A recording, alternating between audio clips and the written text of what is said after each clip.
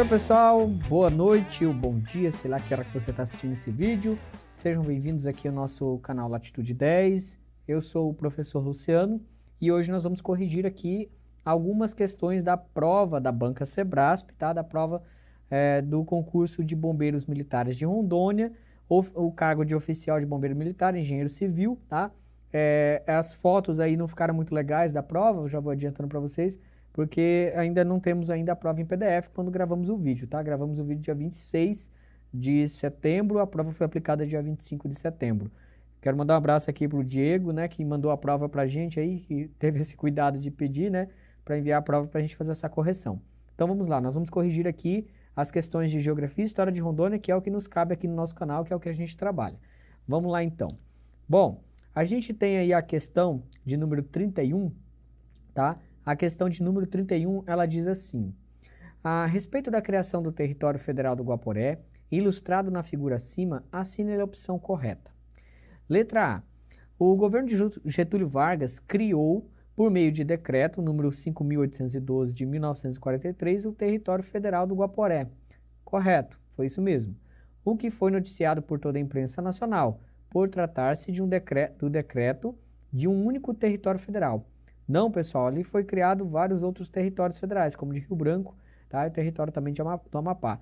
Então, não foi só o do Guaporé, tá? Então, essa daí não é verdadeira. Letra B.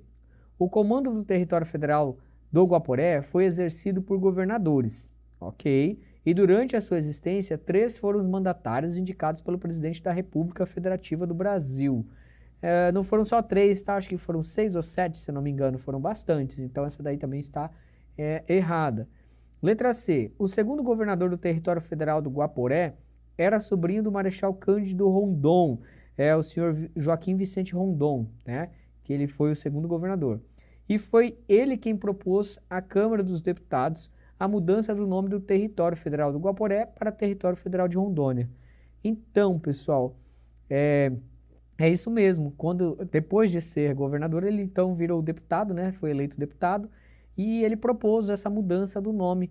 E aí, em 1956, já no governo Juscelino Kubitschek, nós temos a mudança de nome, tá? Nós temos a mudança de nome. Então, a resposta correta aí, a letra C, tá? Letra C. Vamos lá para a próxima, então. Questão 32. Gente, eu peço desculpa, mas é porque se a gente for esperar a prova sair em PDF, a gente não vai fazer a correção tão cedo, né? E o pessoal tem pressa, né? Vocês estão com pressa. Em relação aos limites de Rondônia, assine a opção correta. Olha, essa daqui fala sobre os limites do nosso estado. Letra A. Seu limite ao norte, que faz fronteira, seu limite ao norte, que faz fronteira com o estado do Amazonas, corresponde à maior extensão de fronteira territorial rondoniense. Será que a nossa maior fronteira territorial é ao norte do estado? Letra B. Rondônia faz fronteira com 3 estados e um país. E um desses estados foi território nacional até a década de 1960. Quem será que foi território aí nacional, território que até 1960? Será que essa informação é verdadeira? Vamos ver. Letra C. Rondônia faz fronteira com 4 estados e um país. E o referido país foi território de contenda resolvida no início do século XX. Será? Letra D. Apesar de também ser envolvido no Tratado de Petrópolis, o estado de Rondônia não possui fronteira com o Acre. E letra E. O limite do estado de Rondônia com a Bolívia possui rios navegáveis ao sul, como o Madeira e o Guaporé. Bom, para essa questão aqui, eu trouxe esse mapinha. Olha só para a gente entender aqui. Ao sul do nosso estado, aqui a gente tem o rio Guaporé, tá? Aqui é o sul do nosso estado. Mais aqui a oeste, tá? Mais aqui a oeste nós temos o rio Mamoré e mais aqui na porção noroeste e norte nós vamos ter o rio Madeira. É basicamente isso aqui, a confluência do Beni com o Mamoré, nós vamos ter aqui a formação do rio Madeira. E o que nós temos que observar? Aqui, olha só, nós temos o estado do Amazonas, não vou conseguir escrever porque eu estou com o mouse, o estado do Amazonas, o estado do Mato Grosso, né? Nós temos aqui o estado do Mato Grosso. E essa pontinha aqui, ó, que está aqui, o Acre, tá? O Acre. E olha aqui essa imensa fronteira que nós temos com a Bolívia, tá? Com a República Plurinacional da Bolívia. Então, De fato, a nossa fronteira maior não é com o estado do Amazonas, a nossa fronteira maior aí é com a Bolívia, tá? Nossa área de fronteira. A nossa área de divisa maior, que aí a gente fala de divisões internas, é com o Mato Grosso, tá? Com o Mato Grosso e não com o Amazonas, tá? Então estaria errado lá aquela questão. Vamos voltar lá, que aí a gente vai saber melhor. Deixa eu ver se eu consigo voltar aqui. Olha só. Então, ó, em seu limite ao norte, que faz com a fronteira do estado do Amazonas, corresponde à maior extensão. Tá errada, tá? Essa daí está errada. E aqui, Rondônia faz fronteira com 3 estados, a gente viu, Amazonas, Acre e Mato Grosso. E um país, Bolívia. E um desses estados foi território nacional até a década de 1960. Então, o Acre, ele foi território, né? Quando incorporado ao Brasil, o Acre não foi incorporado como estado, ele foi incorporado como território. E só houve a mudança ali no governo João Goulart, se não estou equivocado, em 1962, tá, gente? Então, a letra B aqui está correta. Aqui, Rondônia faz fronteira com 4 estados, não é? Apesar de também ter se envolvido no Tratado de Petrópolis, o estado de Rondônia não possui fronteira com Acre, isso não é verdade. A gente tem lá no limite do município de Porto Velho. O limite do estado de Rondônia com a Bolívia possui rios navegáveis ao sul. O Rio Madeira não está ao sul e o Rio Madeira também não é navegável na porção, né, que a gente tem dentro do estado de Rondônia, uma grande parte do estado de Rondônia. Só é navegável o Baixo Madeira.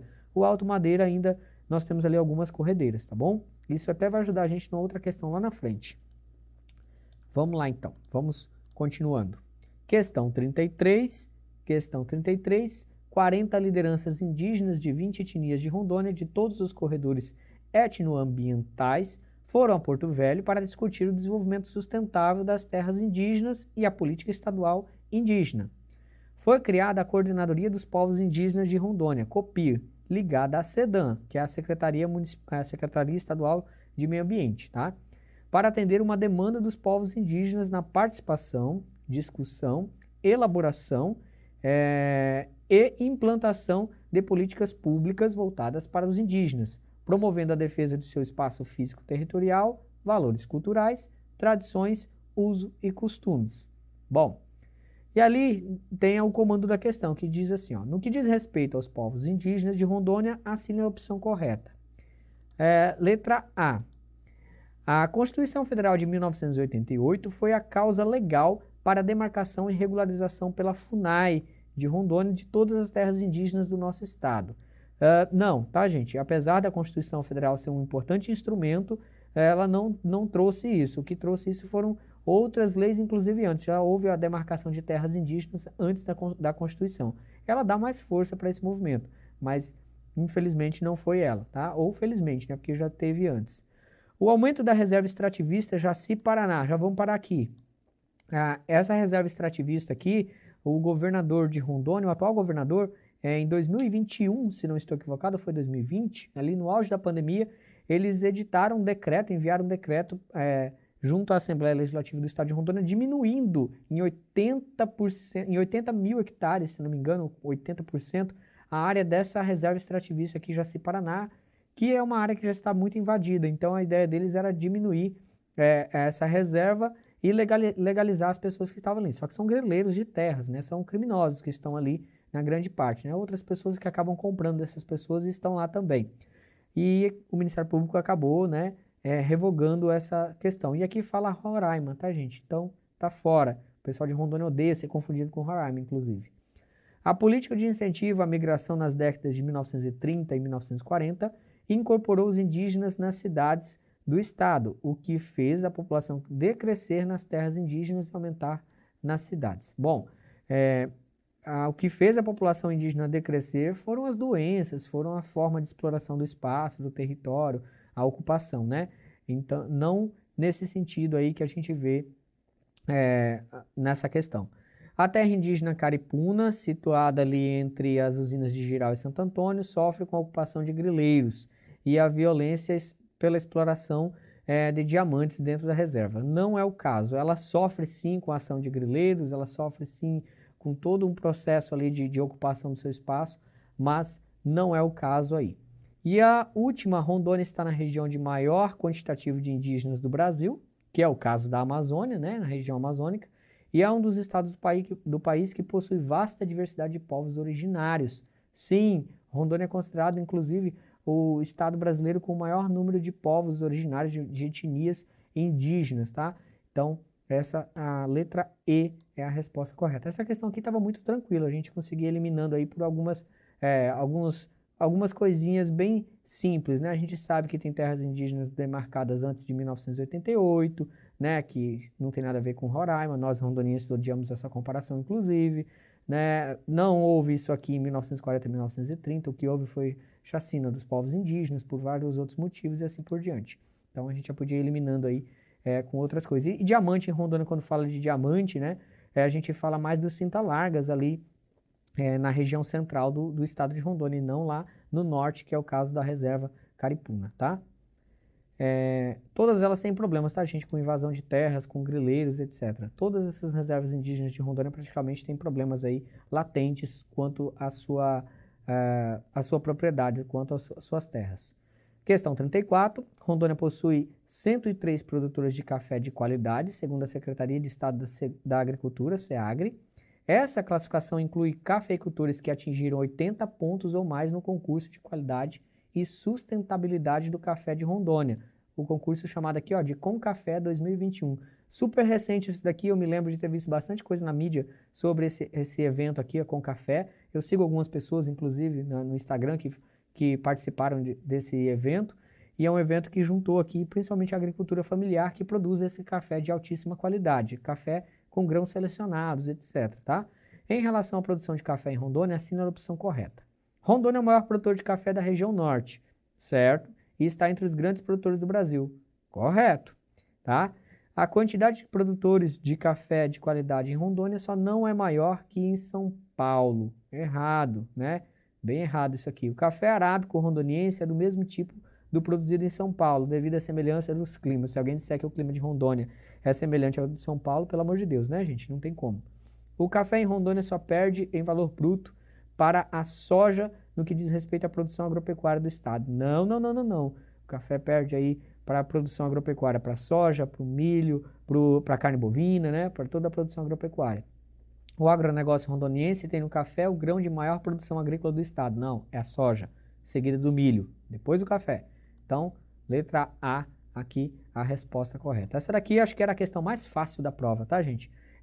A Sebrasp, que tradicionalmente tem questões muito fáceis de geografia e história de Rondônia, assim, muito tranquilas, nada muito assustador. Nessa prova, para delegado, para bombeiro, eles pegaram um pouquinho pesado, tá, gente? E olha que eu estou acostumado a fazer correção dessas provas, mas essa eu achei um pouquinho mais complicadinha. Questão 35. O Brasil conheceu vários ciclos da economia que renderam vultuosas produções e um expressivo quantitativo econômico. Entre os ciclos que tiveram importância significativa em território brasileiro, pode destacar o do pau-brasil, né, lá no período colonial, o da cana-de-açúcar, também período colonial, o do ouro, também no período colonial, o do algodão, que aí já pega o império, o do café, que também pega império, e o da borracha, que pega tanto o império quanto a república. Tá? O café também pega a república. A respeito do ciclo da borracha, assina a opção correta. Letra A. O megaprojeto da Fordlândia foi próspero no auge do ciclo da borracha, ao final do século XIX. Aqui o erro, tá, gente, dessa alternativa. A Fordlândia, apesar de eu não ter falado disso nas aulas, a Fordlândia, ela foi um projeto do Henry Ford, né, aquele magnata da Ford, de construir, né, uma fábrica no meio da Amazônia para produção de látex, né, para a produção de pneus, mas não foi no final do século XIX, foi ali no início do século XX, 1920, 1930, nessas décadas ali de 1920 e 1930. Letra B. A propriedade da seringueira foi descoberta pelos migrantes vindos do Nordeste no século XIX, devido à seca que castigava o sertão dessa região. Bom, tem muita coisa a ver com os nordestinos, sim, o ciclo da borracha tem tudo a ver, mas eles não descobriram. A gente já viu, inclusive eu fiz uma aula disso, já fiz várias vezes falando sobre isso, os indígenas da região já usavam isso muito antes dos portugueses chegarem, tá? O ciclo gomífero foi simultâneo ao do café, mas não teve a mesma importância e os mesmos investimentos do governo central que este último. Então, gente, essa aqui é uma questão que essa prova ela me deixou um pouco confuso aqui, tá? Mas eu marcaria a letra C, tá? Eu marcaria a letra C como resposta correta. Por quê? Porque quando a gente fala do ciclo da borracha, a gente fala de investimentos não do governo central do Brasil, né, o governo imperial ou a república, a gente fala de investimentos estrangeiros. E o café, sim, o café a gente fala ali de um forte investimento do governo brasileiro, no que diz respeito, inclusive, à migração dirigida, né, vinda de espanhóis, de italianos, para trabalhar nas lavouras para suprir a necessidade de mão de obra que havia sido perdida, né, com a abolição da escravatura. Então, eu marcaria aqui, tá, a letra C. Essa é uma das questões que eu achei bem complexas da prova, que ela poderia aí levar um pouquinho a gente a repensar.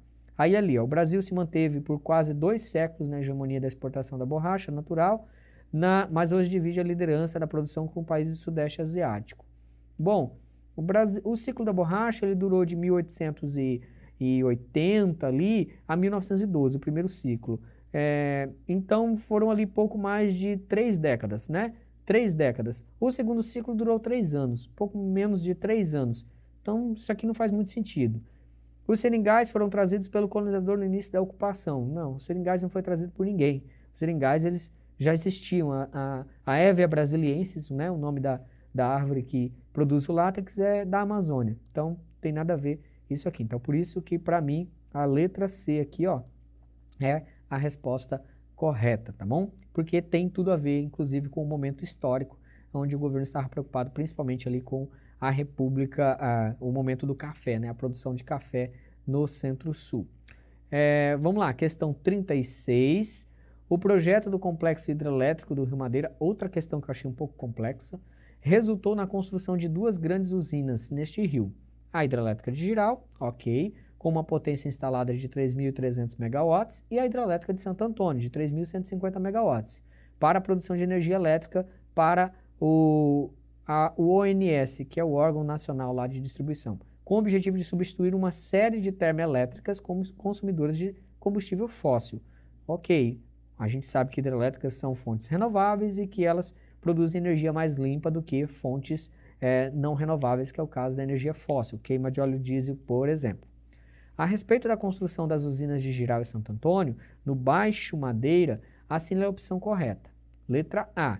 A tentativa de manter a navegabilidade do Rio Madeira da fronteira com a Bolívia até Porto Velho fez com que o alagamento da barragem fosse maior que o previsto. Na verdade, o que fez com que o alagamento fosse maior do que o previsto, né, o alagamento da área ali, do lago, foi a complexidade do projeto e também a vontade de se colocar mais turbinas para gerar mais energia, né? Então, foi por isso que teve um pouquinho de aumento do nível do lago e não por causa de navegação. O Rio Madeira até hoje, nessa região, não é totalmente navegável, mesmo com a construção dos barramentos.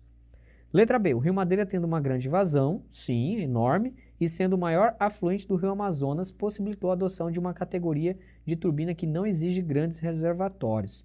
Então, aqui está correto e não está correto, tá? Vamos lá. É a única que está correta, entre todas aqui, a única que eu vejo como correta. Mas eu vou lá. Que a gente tem que tomar aqui algum cuidado. O Rio Madeira tendo uma grande vazão, isso é verdade. Sendo o maior afluente do Rio Amazonas. É verdade, desde que eu conte somente a margem direita, desde que eu não conte os formadores do Rio Amazonas, como o Rio Negro, por exemplo, que é maior que o Rio Madeira. É isso aqui que eu vejo, eu como geógrafo, eu paro aqui, mas ela está correta, essa afirmação não está errada. Possibilitou a adoção de uma categoria de turbina que não exige grandes reservatórios. E quem assistiu minhas aulas, eu falei sobre isso aqui, nas minhas aulas, sobre o tipo de turbina utilizada em Santo Antônio e Jirau, que é o modelo bulbo, que não necessita da queda d'água, e sim do volume caudal do rio. Então isso aqui é verdade, tá? A letra B, ela está correta. O que eu acho ali um pouquinho forçado é só essa parte aí, eu como geógrafo acho um pouquinho forçado. Mas vamos lá para C. Os estudos sobre o aproveitamento do Rio Madeira para a construção das usinas apontaram impactos devido à insuficiência de desníveis naturais. Gente, o Rio Madeira, nessa porção, ele tem muitos desníveis naturais. E a ausência de canais de fuga para a água. Canais de fuga para a água, eu entendo no barramento que é o vertedouro, e lá possui, né? Então, essa daqui eu acredito que não está correta, tá? Essa é a questão que eu fiquei mais em dúvida aí da prova. O exercício de trabalho durante a construção das usinas do Baixo Madeira impactou positivamente. Nenhuma usina hidrelétrica causa impacto positivo para a região, né, devido ao aumento de emprego, além do total respeito aos seus direitos, os direitos trabalhistas. A gente sempre tem muito problema, ainda mais a usina de Jirau, por exemplo, tiveram ali várias greves, os trabalhadores queimaram alojamentos, então isso aqui não aconteceu, tá? A construção das usinas de Jirau e Santo Antônio, apesar dos impactos ambientais causados, não afetou as populações. Se tem uma coisa que elas afetaram foram as populações ribeirinhas e a população de Porto Velho, principalmente no tocante ali à questão da cheia, tá? A cheia. Então, na minha opinião, a letra B que está correta, tá? Na minha opinião, é a letra B. Mas vamos ver o que o gabarito aí da banca vai trazer, mas eu acredito que seja aí que eu achei mais correto aí a letra B. Pode ser que seja a C, que eles marquem a C, mas eu não vejo a C como a resposta correta, tudo bem? Vamos lá, questão 37. Questão 37. As discussões ávidas na Câmara dos Deputados e no Senado acerca da política a ser empreendida pelo Brasil no tocante à navegação contribuíram para a fixação das linhas mestras da ação do governo em relação à abertura do Rio Amazonas a todas as bandeiras, a todas as bandeiras, navegação internacional. Uma vez que, ao polarizarem as duas casas quanto ao enfoque da questão, revelaram que a tendência liberalizante era crescente, majoritariamente entre os congressistas. Gente, eu gravei uma aula essa semana que passou antes da prova sobre isso aqui, o que certamente não podia ser ignorado pelo gabinete. No contexto do debate sobre a abertura do Rio Amazonas à navegação internacional, havia um receio tanto do ministro das Relações Exteriores, Teixeira de Mello, quanto do imperador do Brasil, Dom Pedro II, que se relacionava, letra A, ao pragmatismo mercantil, letra B, à guerra seringalista contra a Bolívia, letra C, ao monopólio do Barão de Mauá, letra D, à soberania nacional e letra E, ao nacionalismo dos liberais. Gente, essa daqui é muito tranquila. Se você assistiu qualquer aula de geografia de Rondônia, história de Rondônia, a soberania nacional. Dom Pedro não queria liberar de maneira alguma a navegação nos rios da Amazônia para a navegação internacional, né, no caso, por conta da soberania nacional. Tanto é que ele vai lá e convida o Barão de Mauá, né, Irineu Evangelista, que é o Barão de Mauá, para comandar uma companhia de navegação no Rio Amazonas. Então, a partir de então, o Brasil teria ali um monopólio de uma empresa. E depois esse monopólio é quebrado mais adiante e é aberta a navegação internacional, tá?